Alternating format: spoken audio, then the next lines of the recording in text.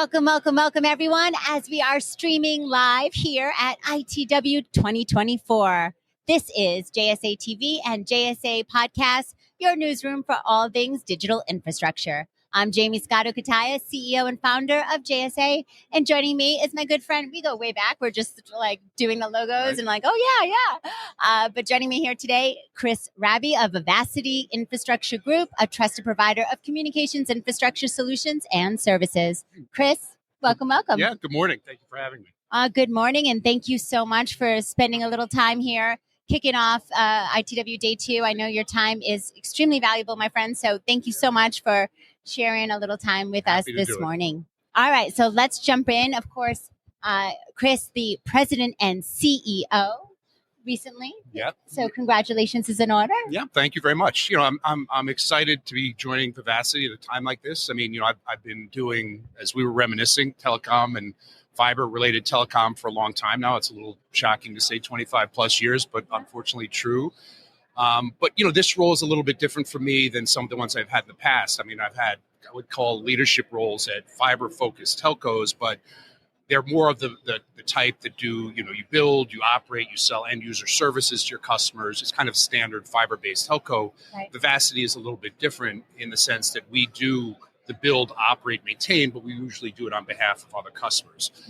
So for me, it leverages all the great things that I've learned in my many years in telecom, but the nice thing is it's a little bit different because the way we deal with our customers is different, and the dynamic that you know we have with our clients is different. And honestly, in this time when you know there's huge tailwinds, both public and private investment in the space, it's an amazing time to join a company like Vivacity. Yeah, one that is so customer focused. Yeah. You can literally customize. Right? Yeah, and that's one of our big strengths. I mean, that's amazing. So, and that brings us right to some headlines I'm seeing. EX Squared Technology making headlines with two notable projects all happening in Arizona. Yeah, no, yeah. That's right. And we've been getting a lot of, I would say, good press around our wins in Arizona, and deservedly so. The first project that you know I can talk about is Navajo County. We're building an extensive middle mile infrastructure for Navajo, and for those not familiar with the state, it's you know not in Phoenix where you know there's a lot of kind of population density. It's a very rural area, and because of that, they have unique challenges bringing broadband to their constituents. So. We won this project actually last year, and we actually put shovels in the ground this year. It gives you a sense for how complicated and long this permitting process is. But it's a project that we feel really good about, not because it's good for our business, but because we're really going to help bring broadband and modern day connectivity to the people in that region, which they're really doing without today. Yeah. You know, that's one, you know, it's kind of got some headlines. And the second one is our partnership that was recently announced with Arizona State DOT. Which is a 25-year partnership where we are going to be maintaining, operating, and commercializing their fiber infrastructure across the state and state highways and interstates that they own and operate fiber on, which is great for us because it's foundational and it really allows us to kind of put deep roots down in Arizona. And, you know, as you guys know, Arizona is a hotbed of digital infrastructure activity, from data centers to private fiber investment to you name it. So for us, it's a key component of our growth strategy, and we're happy to be there. You know, we've got other good momentum in the state, as you would expect. You get a couple of big deals like that, and people take notice. Nothing we can really announce today, but you know, stay tuned. We'll be happy to share that news when the time is right. And look, you know, Arizona's been the focus, as you said recently, but we do projects like this, whether it be middle mile or you know municipal government stuff, private to the home, you name it, across many states. I think we've done projects in 37 of the states. Wow. We've got people in 22 different states. So we're kind of big and growing. I think it's an exciting time. You know, one of the things I did want to at least touch on, you know, because people think about the Vivacity Infrastructure Group as a monolithic entity, but we really are three separate sub-operating units. So EX Squared, which is our group that's done some of these fiber projects, is one piece of it. We also have a wireless-focused infrastructure group called Terra Consulting.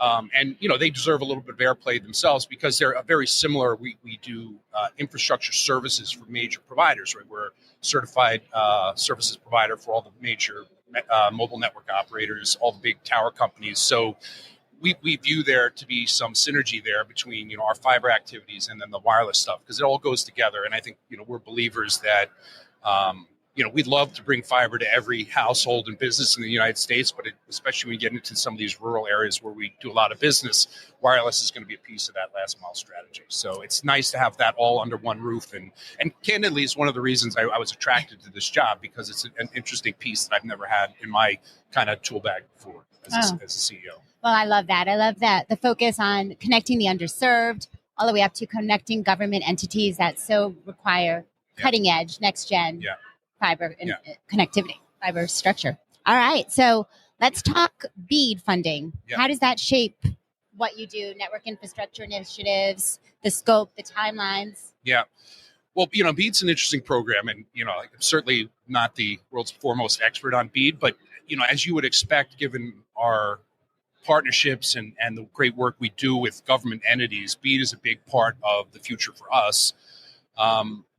If you've spent any time thinking and learning about BEAD, the one thing that jumps out at you is the complexity of the program. Yeah. I mean, it's on our behalf of our customers who we help through this process, I don't envy the complexity they have to deal with. So every state has its own unique set of challenges, as you might imagine. We were talking about Arizona. Their problems they need to solve with their BEAD money different than, for example, New York or Maryland or one of these more populous states. So that's just one piece of it. I think, the other factor that has kind of jumped out as a consistent challenge we've heard is the interplay between BEAD funding and other federal government subsidy money, right? So, there's been a lot of talk about RDOF, and RDOF has had its set of challenges, again, well publicized up until now. But one of the things that people are trying to think ahead to how they're going to administer BEAD funding is they can't have any overlap between a project that's been funded with one government program, and if, for example, some RDOF commitments fell through, they still can't apply BEAD funding to that. I think they're trying to navigate this complicated situation. Given that we've got a long track record with many of these government entities, whether it's through their Department of Transportations or their state or county government, we take this partnership approach, and we're willing to kind of help them piece it together, make use of the best funding, make the best use of the funding they do have. And, it's just going to take time. And I think, if we keep track of which states are at which stages of the process, I think earliest we'll probably see money is first half of next year, 2025, and it'll go a long tail after that. So we're not predicating the success or growth of Vivacity and our operating entities on BEAD funding alone. But once it does start flowing, we think we'll be a big participant in that success. So well said. Yeah. Thank you. Nice job, Chris.